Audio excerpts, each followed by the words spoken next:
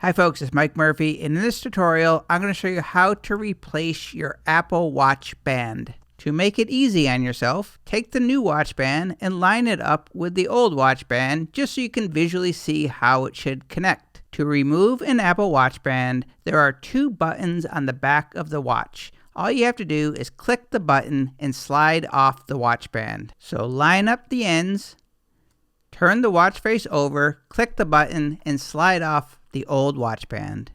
Take the new watch band, slide it in until you hear a click. When it clicks, that means the watch band is secure. Once you confirm it's secure, flip over the watch, press the bottom button, and slide off the old watch band. Take the other end of your new Apple Watch band, slide it into the groove until you hear and feel a little click. And now you have attached your new Apple Watch band. Try it on, make sure it fits correctly. If you need to change anything, you can always just repeat the process, but you should be good to go. And that is how to replace an Apple Watch band. My name is Mike Murphy. Cheers.